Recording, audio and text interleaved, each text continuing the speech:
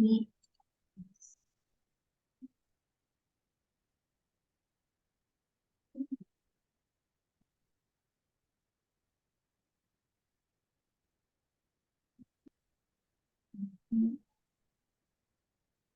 bueno, buenas tardes a todos y todas. Me presento, mi nombre es María Teresa Olivares. Trabajo en el área de apoyo a la docencia e investigación de Biblioteca de Humanidades. Me acompaña Renzo Rondanelli, colega del área de apoyo a la investigación y docencia de Biblioteca Lo Contador. Y el día de hoy vamos a dar el taller o charla más bien de introducción a la ciencia abierta. Esta charla está enmarcada en el proyecto de innovación en educación superior INES Ciencia Abierta, que es un proyecto que nos adjudicamos el año 2021 y está en ejecución estuvo, estamos en verdad, durante el año 2022 hasta el 2023 y bueno, se extendió un poquito el plazo hasta el 2024. Esta charla responde al objetivo número 3 del proyecto INES, que es de entrenamiento y capacitación. Es uno de los contenidos nuevos que se generó a raíz de este proyecto. Bien. Esta charla, su nombre es Ciencia Abierta, una introducción, ya que es un tema demasiado amplio, nos vamos a enfocar en algunos elementos de la ciencia abierta.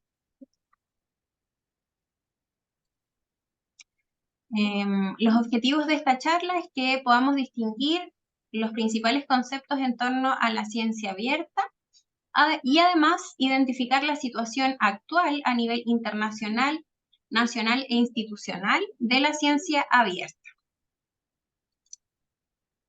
Bien, antes de comenzar la charla propiamente tal, los invitamos a responder esta pregunta.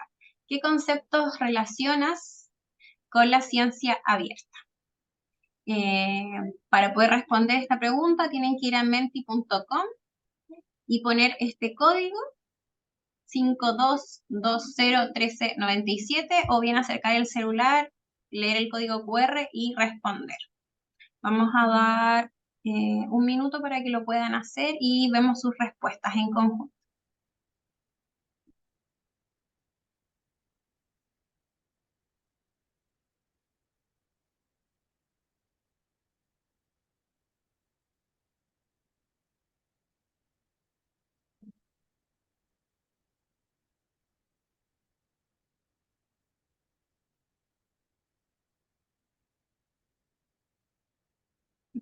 Veamos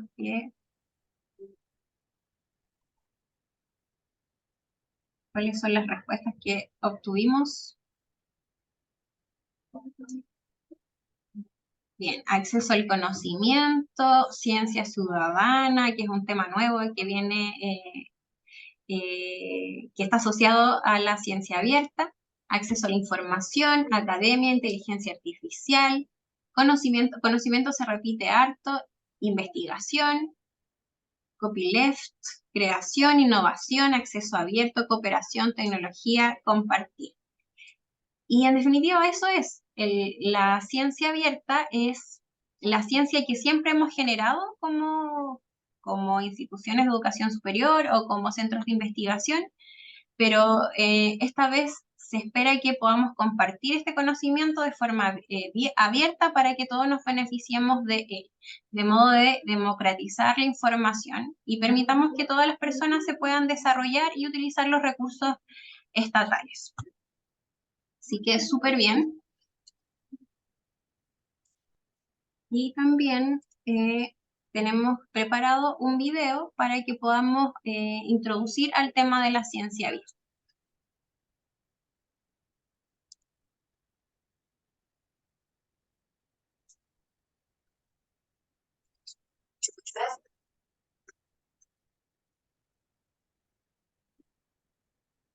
Denme un segundo que esto lo puse en pantalla completa, pero no, ¿qué pasa? El internet no está acompañando. Ahí sí.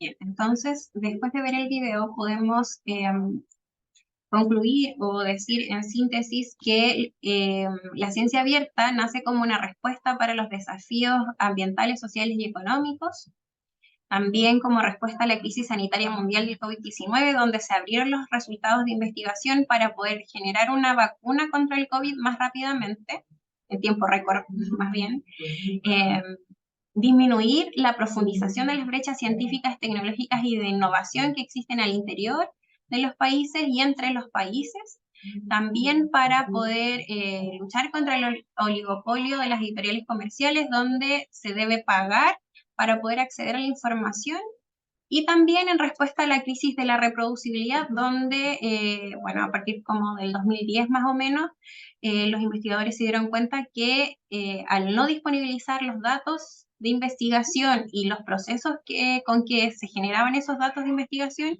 era casi imposible poder reproducir las investigaciones y validar los datos o resultados de esas investigaciones.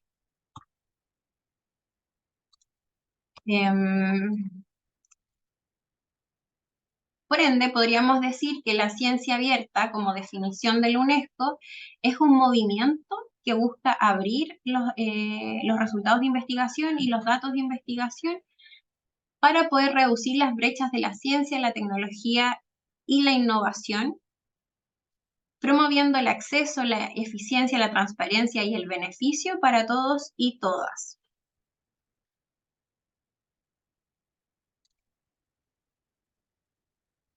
La ciencia abierta se enmarca en valores y principios que debemos responder para poder generar esta nueva ciencia. Los valores se enfocan en la calidad e integridad de las investigaciones, entendiendo esto como la libertad académica y los derechos humanos de las personas. Debe beneficiar a todas las personas y deben ser abiertos los datos y los resultados. También la ciencia debe asegurar la equidad y justicia, favoreciendo el intercambio justo y recíproco de la información. Y también debe ser esta nueva ciencia debe cumplir con la diversidad e la inclusión, abarcando la diversidad y el pluralismo de las comunidades, incluyendo minorías, diferentes etnias y preferencias de orientación sexual. Los principios de la ciencia abierta son la transparencia, ya que debe haber mayor apertura en todas las etapas de la actividad científica. Debe haber igualdad de oportunidades para acceder a la información, independiente de dónde tú estés accediendo a esa información, como naciones, digamos. Debe ser responsable, por ende se deben abrir los procesos y los datos de investigación para evitar conflictos de intereses y promover la rendición de cuentas públicas, sobre todo si es que utilizamos recursos estatales. Se promueve también la colaboración entre los investigadores de diferentes áreas del conocimiento. Debe ser sostenible, ya que las investigaciones deben utilizar los recursos naturales y también garantizar que estos recursos perduren en el tiempo para las nuevas o futuras generaciones. Y por último, y no menos importante, esta nueva ciencia debe ser flexible, ya que entendemos que la ciencia no tiene una forma de proceder. O sea, hay muchas formas de practicar la ciencia abierta.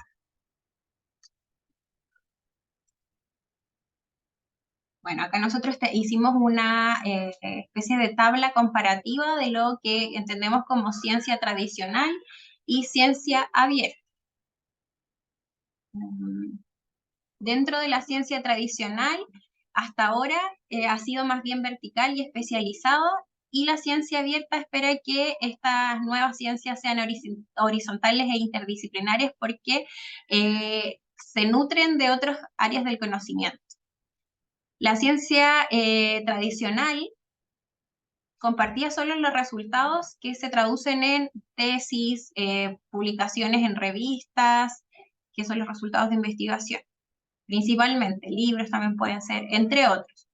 Y la ciencia abierta comparte todo, los resultados, los datos y los métodos de investigación.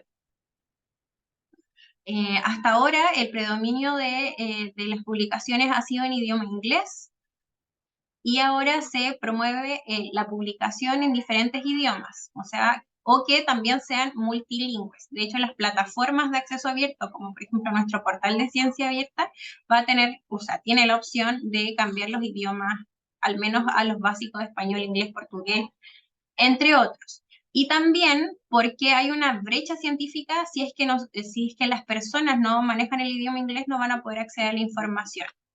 Entre otras aristas, como por ejemplo, si es que se va a publicar sobre el virus Zika, y es es una enfermedad que se genera por un insecto que solo está en Latinoamérica, se espera que esas publicaciones estén en español, ya que las personas que van a acceder a esas publicaciones son de habla hispana. Por ejemplo, hasta ahora la ciencia ha sido sin participación ciudadana y más bien elitista, y esperamos que con la ciencia abierta haya una participación ciudadana porque todas las personas pueden ser un aporte para la investigación, sobre todo si es que se hacen investigaciones en zonas rurales donde hay personas que han vivido toda su vida ahí y desde tiempos muy remotos pueden aportar si es que conocen como la flora y fauna del lugar para la investigación y se pueden incluir también en la investigación. Bueno, y hasta ahora el reconocimiento está basado en el impacto de las publicaciones, que son publicar en ciertas revistas, por ejemplo, que estén indexadas en Web of Science, revista CICI, o que estén indexadas en Scopus o en Cielo, y eso te da cierto prestigio o métricas. Y bueno, y que esas publicaciones son más visibles y son más citadas y te dan ciertos puntajes también para poder publicar y acceder a fondos de publicación. Más, ahora se espera que la ciencia abierta esté reconocida no solo en el impacto de las publicaciones en cuanto a citaciones y revistas donde estén indexadas estas publicaciones, sino que también al impacto de estas investigaciones, al beneficio de todos y todas.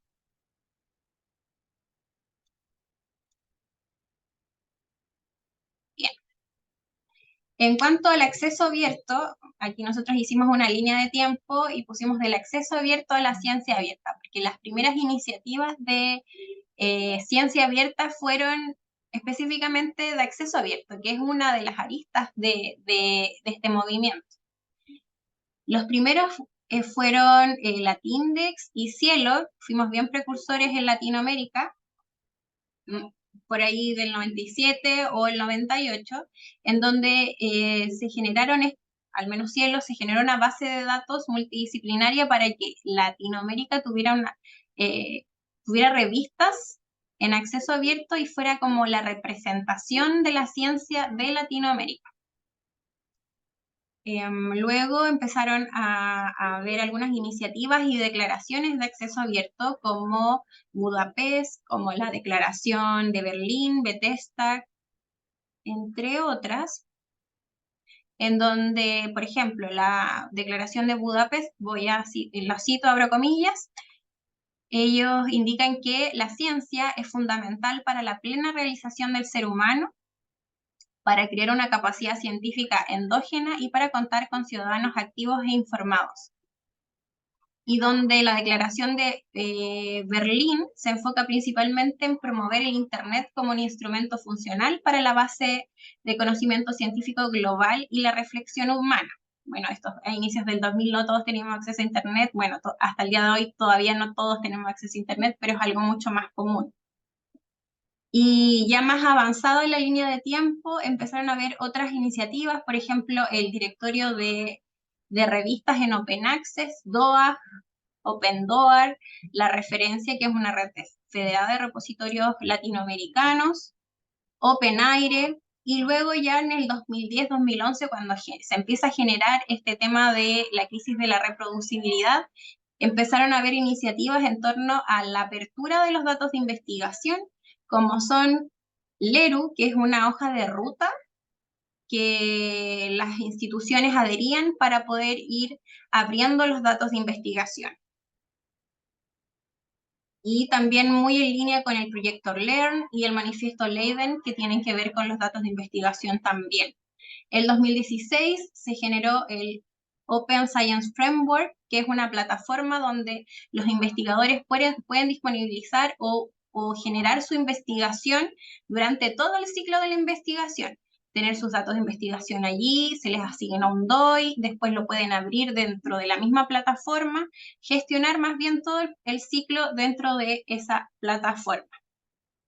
El 2018 se publicó el Plan S, que tiene que ver con los recursos públicos y cómo se está promoviendo la publicación en acceso abierto, los principios de Hong Kong y ya estos últimos que son iniciativas de evaluación de la ciencia abierta que promueven más bien como la revisión por pares y el beneficio de todos y todas, más que los indicadores bibliométricos duros.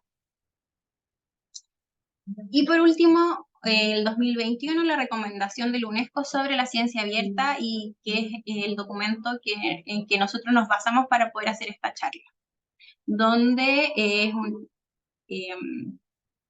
los países miembros firmaron para poder promover y generar un ecosistema para poder publicar en acceso abierto y tener la infraestructura necesaria para empezar a publicar y generar ciencia abierta.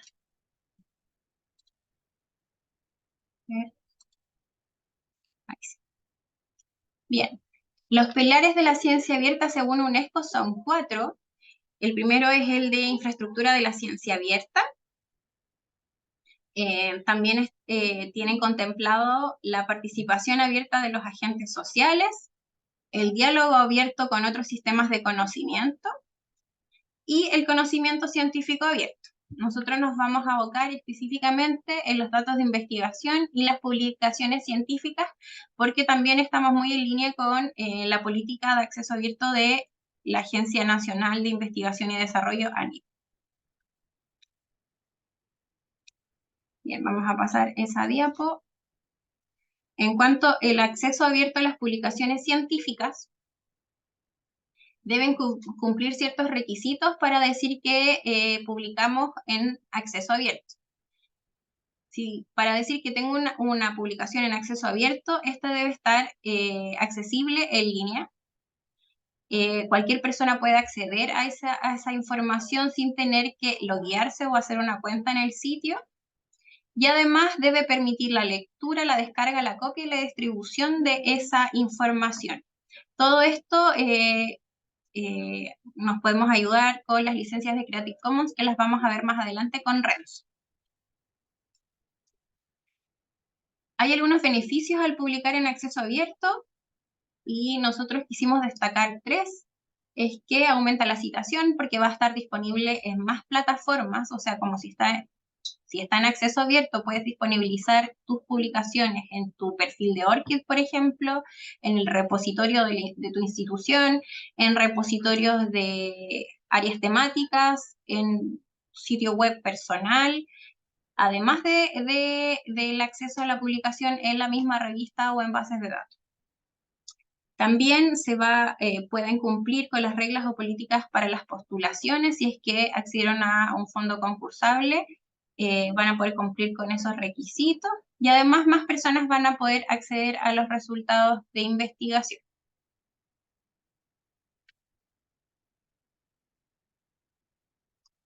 Bien. Para publicar en acceso abierto existen diversas rutas de publicación y se deben elegir en función de los recursos que se tenga o lo que se espere con esa publicación. Si eligen publicar por la ruta verde, esto quiere decir que la persona publica en una revista de suscripción, por ende no va a tener cargos de APC para publicar, pero sí las personas van a tener que pagar, o sea, los usuarios que quieran acceder a esa información van a tener que pagar por ese paper, pero pasado un periodo de embargo, por eso dice acceso abierto retardado, el periodo de embargo es como una limitación que ponen las revistas de suscripción para que las personas accedan a las publicaciones. Entonces, pasado ese periodo de embargo, que puede ir entre 6 meses hasta 24 meses, solo se puede acceder a la publicación por medio de la suscripción de la revista o por el pago del artículo en particular. Ahora, pasado ese periodo de tiempo, el autor puede publicar su manuscrito en repositorios o en plataformas de acceso abierto. Por eso es un acceso abierto retardado. En el caso de la Ruta Dorada, son revistas de acceso abierto, pero que tienen cargos por publicar, o APC. No hay un cobro de suscripción porque es un acceso abierto inmediato, pero sí deben tener fondos para poder publicar, y esos fondos para publicar pueden ir desde $500 hasta, no sé, $10.000. Así que depende de los recursos que tenga la persona si es que decide esa ruta de publicación. Y la última es la ruta diamante, que es como el ideal, porque la persona puede publicar en esa revista, va a quedar inmediatamente de acceso abierto y tampoco hay ningún cobro asociado para que quede de acceso abierto. Por ejemplo, las revistas de Lucé son revistas ruta diamante, ya que no cobran por publicar. Emilio nos pregunta dónde se puede saber qué revistas son ruta diamante. Les recomiendo revisar el directorio de revistas de acceso abierto, que es DOAJ, DOAJ, creo que lo mencionamos al inicio, y desde allí uno puede ir revisando los títulos de revista o puede filtrar dentro de la misma plataforma cuáles revistas son de ruta diamante y publicar en ese tipo de revista. Lo bueno que tiene esa plataforma es que te dice si es que es ruta diamante o ruta dorada, y además las puedes organizar las categorías. O sea, solo me interesan las de esta área y revisas las de esa área del conocimiento. No es necesario que revises todo el listado. Bien. Y aquí tenemos una pregunta. ¿La política de acceso abierto afecta las decisiones de los autores sobre dónde publicar? Por el momento, no, ya que la política solo indica que la publicación debe quedar en acceso abierto en algún momento. O sea, si es que deciden ir por la ruta verde, no pasa nada, publiquen en una revista de suscripción, pero sí, ya pasado el periodo de embargo, deberían disponibilizarlo en un repositorio de acceso abierto, ya sea el de la NID u otro institucional o temático. ¿Ya? Bien. Y ahora los dejo con Renzo Rondanelli, quien nos va a comentar sobre la crisis de reproducibilidad y otros temas que queremos presentar. Buenas tardes. Espérame, aquí hay otra consulta, discúlpame. Sí, pues escuchamos, no me fijé. Aquí dice, ¿ruta verde es la ruta convencional o existe también una ruta sin acceso abierto?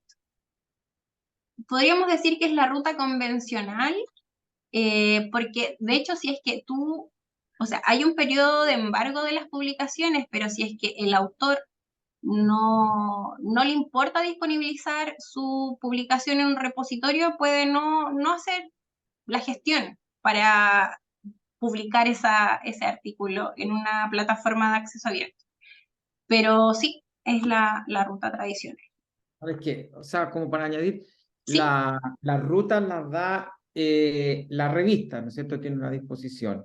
Y claro, ResearchGate no son propiamente plataformas como redes sociales académicas en que uno comparte, pero eso no cumple con los estándares. Es como una cosa como más libre que está como bordeando lo propiamente tal que cumpla, ¿cómo se llama? Los derechos de autor, etcétera. ¿Se fijan? Yo, claro, tengo mi obra, la subo a mi plataforma de ResearchGate, pero podría ser que no esté cumpliendo con los requisitos del embargo que pide la revista, ¿ya? O sea, por ejemplo, las revistas de la universidad son 33, ¿ya? Y todas son, excepto una, son ruta diamante, o sea, los autores envían su publicación y van a quedar inmediatamente de libre acceso, ¿ya? Y uno las puede usar, descargar, etcétera, ¿ya? Hay revistas que permiten, ¿no es cierto?, el libre acceso, el open access, pero van a cobrarle al investigador con los fondos de la investigación, y ahí es ruta dorada, ¿ya? Ahora, hay otras revistas que son de suscripción que no cobran al autor, pero en el fondo no cobran, pero están bloqueados, ¿no es cierto? Porque uno tiene que pagar por entrar a la revista, por acceder, pero tienen un tiempo de embargo. Igual hay otras revistas que no cumplen nada, por ejemplo, no, aquí no lo mencionamos, pero para que tengan claridad, o sea, hay unas revistas, por ejemplo, serían Ruta Bronce, que es que, claro, te dejan, tú puedes subirlo gratis y no te cobran, pero ellos mantienen eh, mantienen los derechos para publicar, entonces no te dejan, ni siquiera te dan tiempo de embargo, nada. Tú puedes verlo libremente, pero en la revista, ¿da? Pero no te permiten que tú lo ocupes, porque ellos tienen los derechos, ellos podrían eventualmente cobrar a otra plataforma si quieren utilizarlo, algo así.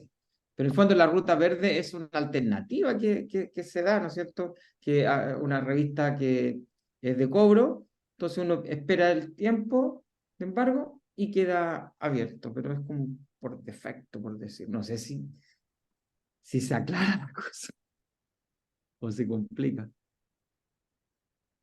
Pero bueno, este es un taller, o sea, es una charla, pero claro, hay que abrirse a lo que pasa en cada situación, porque si ustedes tienen algunas preguntas, lo podemos ir viendo. Pero veamos rápidamente y después quizás dejamos un tiempo para más preguntas, ¿ya?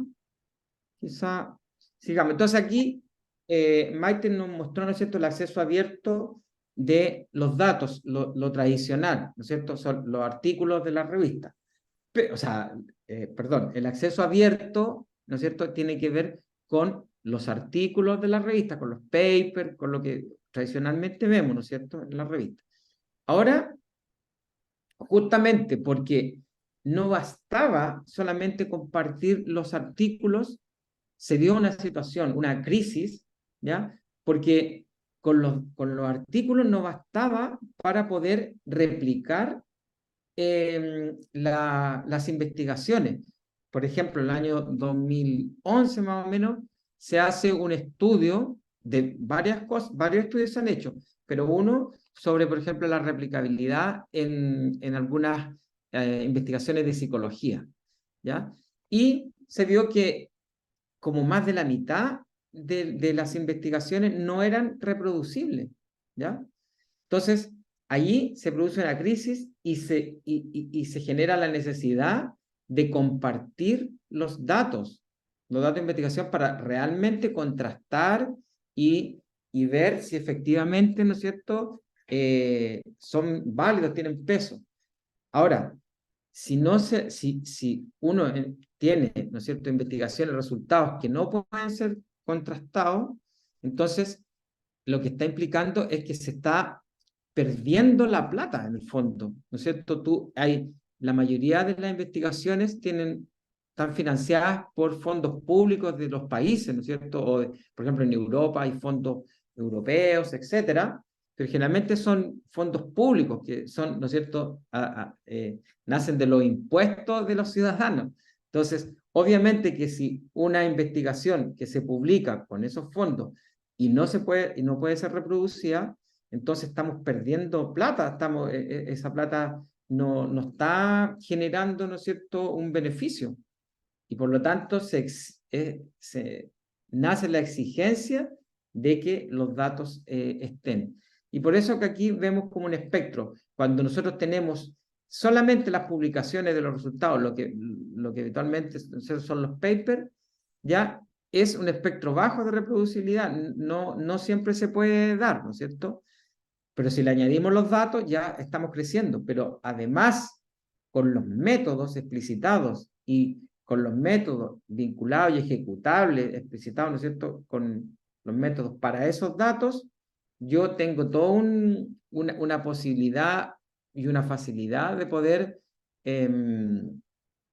hacer mi reproducibilidad, ¿no es cierto?, mi replicación de los datos, y ahí se considera el gold standard, ¿no es cierto? Entonces, los datos ahora en muchas revistas ya se está exigiendo, además del acceso abierto, el acceso a los datos, ¿ya? Que vayan juntos o que no sé, hay un enlace a eso para poder realmente verificar lo que se está presentando. Ya, dicho eso, entonces veamos un poquito qué es lo que serían los datos abiertos, porque estamos hablando, ¿no es cierto?, de la exigencia de los datos, pero no necesariamente datos abiertos, ¿ya? Entonces, los datos abiertos son esos datos que yo voy a anexar a mi investigación, que nacen de mi investigación, pero que van a estar asequibles gratuitamente, ¿ya? Y que además de estar accesible, yo permito que sean usados, no solamente que estén ahí y que los vean, sino que los puedan reutilizar, remezclar, redistribuir, o sea que a partir de esos datos se pueda generar nueva investigación, ¿ya? Y bueno, eso significa facilitar, al compartir, ¿no es cierto? Facilito el examen de estos datos, permito la reproducibilidad y la verificación de esa investigación, lo que le he reiterado, y promovemos la colaboración también, porque podemos potenciar, ¿no es cierto? A partir de una investigación, de unos datos, yo puedo seguir, continuar, buscar más datos y voy reforzando una teoría, una hipótesis, no sé, y puedo generar nuevos conocimientos a partir de un dato y voy colaborando con los investigadores originales. Siguiente. Y bueno, ¿no es cierto? Los datos de investigación dijimos que son necesarios que sean abiertos, pero para que sean abiertos tienen que cumplir con ciertos criterios y se ha definido, ¿no es cierto?, como principios FAIR, que, ¿no es cierto?, son iniciales de findable, accesible, interoperable, reusable, que significa que sean encontrables, ¿ya? O sea, que tengan una buena criterio, ¿no es cierto?, de metadatos para poder encontrarlo en repositorios, en bases de datos, que sean accesibles, ¿ya? En el fondo, por ejemplo, que tengan DOI, que esté bien indicado, ¿no es cierto?, los indicadores persistentes ya de esos datos y que estén en repositorios interoperables, o sea, que no necesite software especializado, que sea engorroso descargarlo, etcétera, ¿ya? Y que tengan las licencias, que tengan los permisos adecuados para que yo pueda reutilizar esos datos. Entonces, ¿no es cierto? Tengo que cumplir todas esas condiciones, o un set de datos tiene que cumplir todas esas condiciones para que efectivamente sean datos, ¿no es cierto?, abiertos. Y ojo que tienen que ser tan abiertos como sea posibles y tan cerrados como sea necesario. A veces no todo puede ser abierto, ¿no es cierto?, libremente, porque puede haber restricciones por información sensible que no puede ser anonimizada, o bien información sensible no personal, sino que sensible por seguridad nacional o por otro tipo de criterio. Entonces, que sea lo más abierto, pero hay que tener ese criterio de que no pasar a llevar algunos temas, ¿no es cierto?, por decirlo, de derechos humanos, ¿ya? Y en ese sentido serían necesariamente cerrados. Ya, siguiente. Y bueno, que los datos, ¿no es cierto?, cumplan estos principios FAIR, ¿ya? Entonces hay algunas opciones para publicar estos datos que cumplan con estos principios, ya, y que sean efectivamente abiertos. Eso significa que pueden estar en repositorios, ya, repositorios abiertos que cumplen todos esos principios, como el repositorio UC, que ya está pronto, ¿no es cierto?, a presentarse un formato, ¿no es cierto?, para los datos, porque en este momento, ¿no es cierto?, es un repositorio que se pueden subir los datos, pero ahora va a ser más específicamente va a tener condiciones de búsqueda, de acceso a los datos. Y el repositorio ANID, que es interoperable con nuestro repositorio, y otros repositorios internacionales. Aquí, cuando le enviamos, van a encontrar el hipervínculo para ver otros repositorios. ¿Ya? A veces los datos se depositan en estos repositorios y a veces las mismas revistas, ya que son de acceso abierto, que son open access, también tienen acceso abierto a los datos que están hipervinculados, ¿ya? Hay algunas revistas que están en esas condiciones. Y bueno, un sitio web personal, departamental o de proyecto, a veces tengo la información y yo estoy totalmente dispuesto a compartirla, pero la tengo en una cosa más cerrada, no cumple los principios FAIR porque es engorroso encontrarlo y además que puede ser hasta peligroso que se pueden perder, ¿ya? Si los tengo en una web personal y no, o una web que se contrató y no se sigue pagando la suscripción, ¿no es cierto? Se puede cerrar la web y queda el acceso limitado, ¿ya? Siguiente. Y bueno, veamos entonces que para cumplir con los principios FAIR, para cumplir, ¿no es cierto?, con el último principio que era que sean reutilizables, ¿ya? La R, tengo que entonces permitir que el uso de esos datos. Toda creación en general, por defecto, tiene copyright, tiene derechos de autor. Entonces, por defecto, cualquier creación, yo tengo que pedir permisos a los autores para utilizarlo, ¿ya? Pero las licencias Creative Commons lo que hacen es facilitar y hacer menos burocrático ese uso. O sea, yo directamente, ¿no es cierto?, a mi creación o a lo que yo, ¿no es cierto?, quiero entregar, le digo, miren, yo voy a dar permisos, ¿ya? Aperturas para el uso de eso. Y la licencia Creative Commons tiene como 6 alternativas, ¿ya? Desde la más restrictiva, por ejemplo, por defecto es el rojo, ¿no es cierto?, es todos los derechos reservados de los derechos de autor, por defecto. Pero yo si ocupo la licencia, yo puedo decir, ya, yo lo mantengo, pero, ¿no es cierto?, la que está amarillo inferior abajo, pero permito que se pueda compartir, ¿no es cierto?, se pueda leer, pero no la pueden modificar ni la pueden vender. O sea, usted la podría tomar y subirla a un blog o a una página institucional, etc. Pero nada más. Y así voy aumentando y después digo, sí, se puede compartir y se podría vender en una revista. O después continuamos en los verdes, más claritos, la puede compartir, la puede reutilizar, pero no la puede comercializar, ¿ya? Después, y en los verdes más oscuros, yo digo, solamente pido que reconozcan la autoría y que mantengan esto, que no lo puedan, no puedan hacerlo más restrictivo, sino que simplemente lo pueden ocupar, pueden usar, generar cosas comerciales, pueden editarlo, etc. Entonces, de ahí que uno puede hacerlo de una forma más o menos restrictiva hasta dejarlo libre y prácticamente que hagan, que lo modifiquen, lo utilicen de la manera más libre que puedan, ¿ya? Simplemente haciendo el reconocimiento de la autoría original, ¿ya? Y eso ya es lo que se llama cultura libre.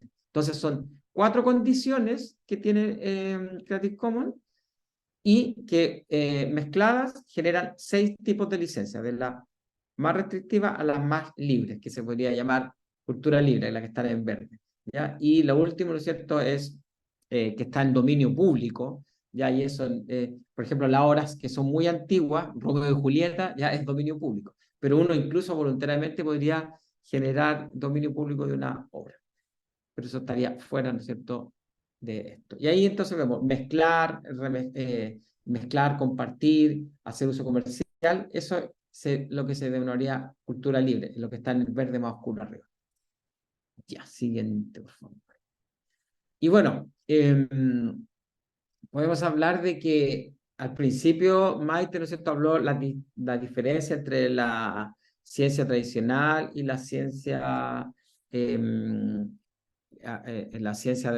abierta.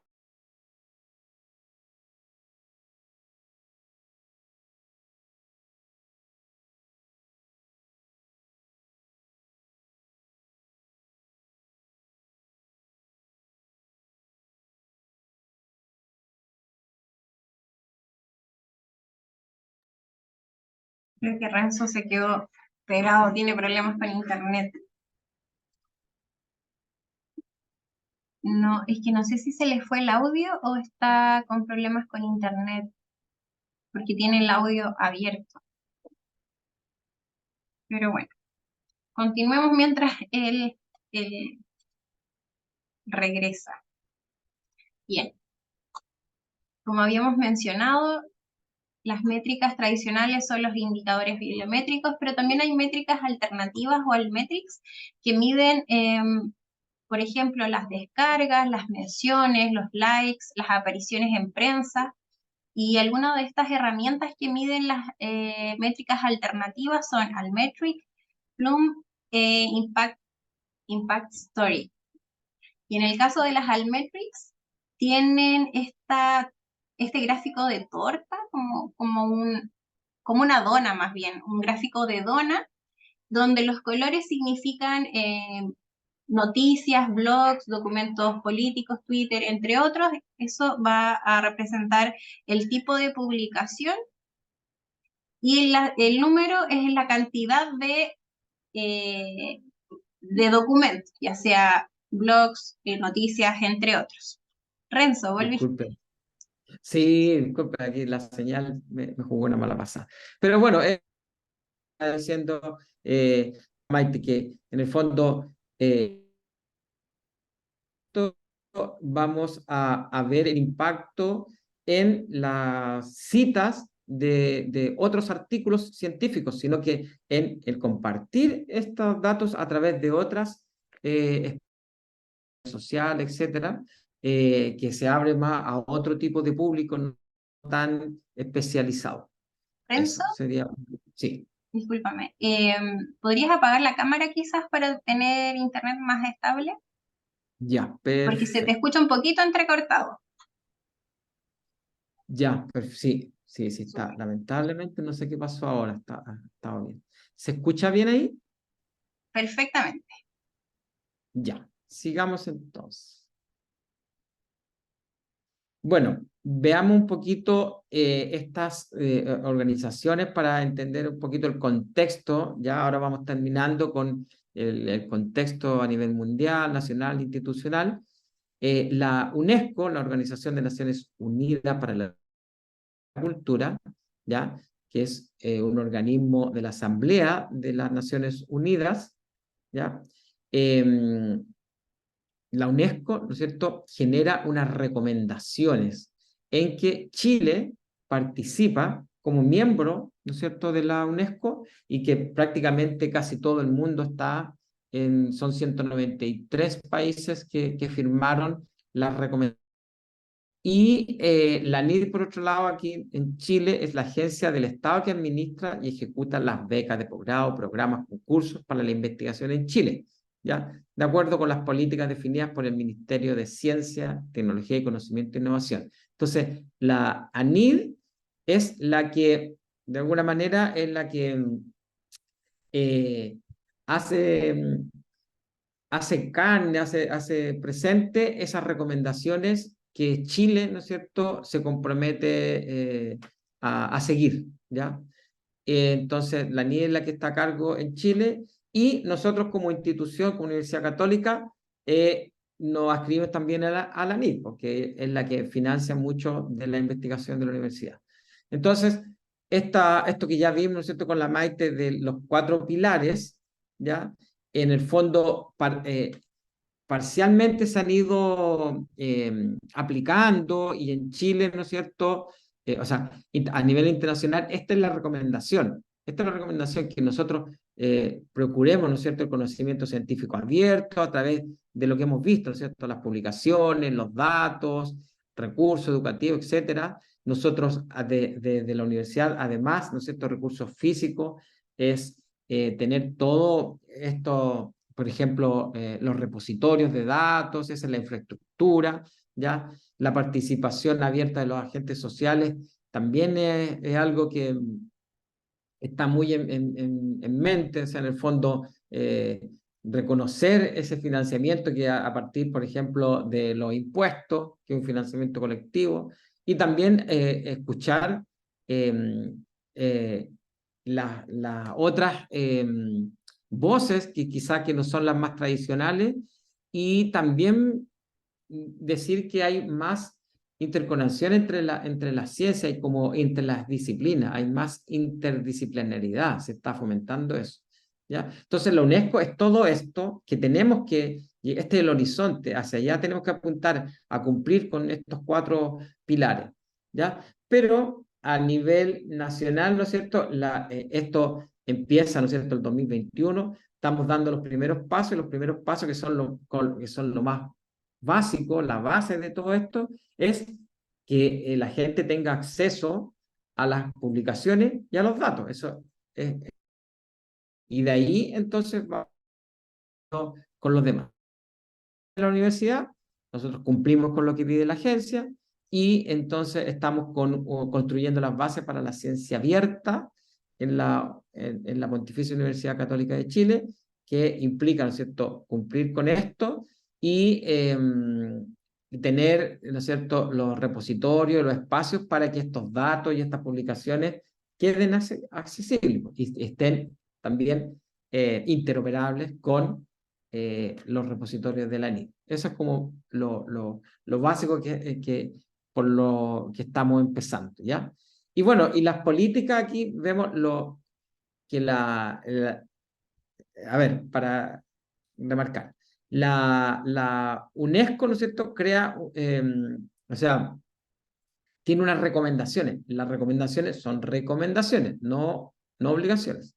En cambio, la ANID tiene una política. Eso significa que esta política tiene que cumplirse, pero se cumple no para todo lo que se haga en Chile, sino que para lo que esté, ¿no es cierto?, financiado por la ANID, y que incluso no todo lo que está financiado hasta el momento es obligación, sino que han ido paso a paso en algunos proyectos, algunos programas de investigación, se ha ido exigiendo, ¿no es cierto? Y bueno, el objetivo es disponibilizar el conocimiento científico, ¿no es cierto?, que esté todo al alcance de todo el mundo. Y con eso promover el escrutinio amplio y público, asegurar el acceso a la ciudadanía incluso, y facilitar la reutilización y la interoperabilidad, como decíamos, ¿no es cierto? Si permitimos, si cumple con los principios FAIR, entonces vamos a cumplir con estos objetivos. Siguiente, por favor. Y bueno, a nivel de la institución de la UC, podemos decir que hay en el proyecto, ¿no es cierto?, de ciencia abierta, cual al inicio, ¿no es cierto?, la Maite dijo que nosotros estábamos en este taller, ¿no es cierto?, está enmarcado dentro del objetivo 3 de entrenamiento y capacitación. Hay otros objetivos, como el gobernanza y política, que va a crear una política interna de la institución que ya también está a puertas de ser publicada. ¿Ya? La infraestructura, que también, como les digo, son los repositorios, el repositorio que va a tener además, ¿no es cierto?, un refresh de los datos, una mejora en cómo compartir los datos, el entrenamiento y capacitación que se está haciendo, ¿no es cierto? Luego van a haber talleres que van a ser asincrónicos, que van a estar online. Eso es también un proyecto que se viene, y la difusión y redes. Por lo tanto, ¿no es cierto?, una difusión de lo que se está haciendo, contacto con otras instituciones, ya acuerdos, etcétera. ¿Ya? Ese es el proyecto de la universidad. Y bueno, y los talleres que son parte del objetivo 3 es ¿no es cierto?, de ciencia abierta, una introducción, pero además, por ejemplo, ya hubo mucha acá preocupación por la revista. tenemos un taller específico que se llama Revistas Académicas en Acceso Abierto, que quizás eso pueden participar y pueden aclarar más dudas sobre las rutas, ¿ya? Y cómo publicar, etcétera.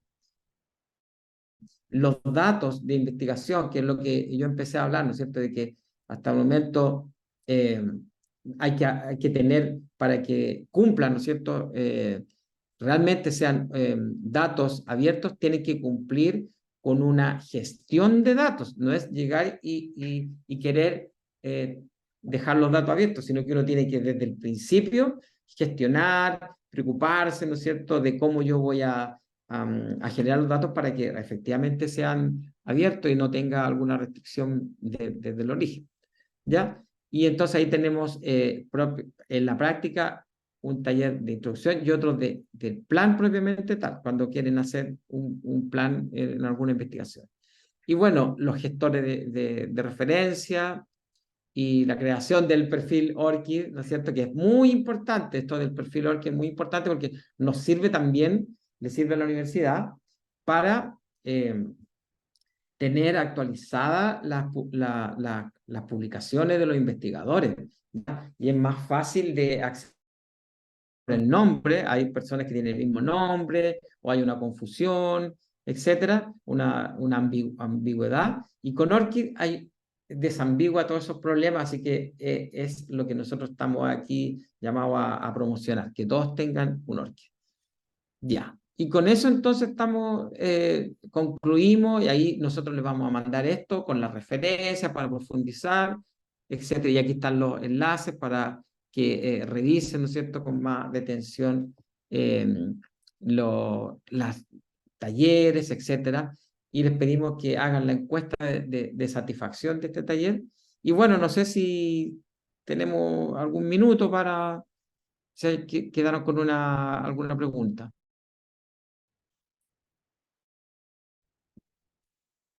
Pregunta, ¿cómo se, ¿cómo se vincula actualmente el principio de ciencia abierta con los procesos de evaluación ética de los proyectos de investigación en LUCE? Evaluaciones de los comités, en especial respecto al resguardo de los datos y confidencialidad. Claro, mira, efectivamente, como yo decía, tan abiertos como sea posible, tan cerrados como sea necesario. En el fondo, no puede exigir, ¿no es cierto?, que esté todo abierto si la evaluación ética, ¿no es cierto?, si no se permite, o sea, no es factible la anonimización, no es factible entregar los datos, no hay que hacerlo, ¿ya? Así que, obviamente, la ANID no obliga a que todo esté. O sea, si hay una justificación, ¿no es cierto?, por los comités éticos, no se debe dejar abierto esa información, ¿ya? Así que, claro, no hay ningún problema con eso, no hay una contradicción, diría yo. ¿Ya? No sé si quedó claro eso, o por ahí va la pregunta, no sé si era si ética dificulta la ciencia abierta. Ah, sí, los comités de... es que lo que pasa es que yo creo que la ética no dificulta la ciencia abierta, sino que, o sea, tiene que haber un equilibrio entre, ¿no es cierto?, la dignidad humana, los derechos y, y la apertura, ¿no es cierto?, el acceso a la información. Hay mucha información que es abierta, ¿ya? Mucha información que puede ser, no hay problema, pero hay cosas puntuales, como te digo, si cuando hay alguna, incluso éticamente uno puede pedirle si uno hace trabajo con personas, ¿ya? Por eso les digo la gestión de datos desde el principio. Si uno, ¿no es cierto?, pide permiso, autorización explícita a las personas que uno investiga, que se pueden utilizar los datos recopilados, ¿no es cierto?, para dejarlo en acceso abierto, para compartirlo, y si las personas, ¿no es cierto?, explícitamente firman y aceptan, entonces pueden quedar abiertos esos datos, ¿ya? Por eso hay que hacerlo bien. Si las personas que trabajan en investigación con personas hacen una buena gestión de datos, ¿ya? Y toman en consideración esas cosas y les permiten la gente a la que investigan compartirlo, no habría problema. Entonces hay que buscar eso, no hay que tampoco llegar y compartir todo, porque eso podría ser, ¿no es cierto?, contraproducente. ¿Ya? Claro, el consentimiento informado, es que nosotros no somos especialistas, pero exactamente, el consentimiento informado, exacto. Ese es lo que quería, eso. Ya, pero espero que nosotros, claro, somos desde la biblioteca, estamos tratando de demostrar, ¿no es cierto?, de incentivar la ciencia abierta, pero no somos expertos en todo estas cosas. Así que yo lo invito también a participar, así como a la otra asistente, lo invito a que participe en el taller de revistas. A ti, Emilio, si es que quisieras participar en el taller de gestión de datos de la investigación, entonces ahí te podrían aclarar un poquito con más profundidad, tal vez. Bien, en función del tiempo yo creo que podemos ir cerrando. De todos modos, las políticas y lineamientos en torno a la ciencia abierta van a estar disponibles cuando estén listos. En este momento están en proceso de desarrollo y revisión. Cuando estén listos van a estar en el portal de ciencia abierta del UC y allí todos vamos a poder ingresar y revisarlos. Y bueno, los comités de ética también están trabajando en ello para que estemos como todos alineados y podamos cumplir con los requisitos y estándares de la NID y los propios también como institución. Así que muchas gracias por su atención y que tengan buena tarde. Durante la tarde o ya mañana en la mañana les vamos a enviar la videograbación, la presentación y si es que no alcanzaron a responder la encuesta de satisfacción, la pueden responder allí también. Gracias. Gracias. Súper. Nos vemos entonces en un próximo taller. Chao. Renzo, ¿te parece que cerramos? Sí. Cerramos ahí, después hablamos. Chao, nos vemos. Tú.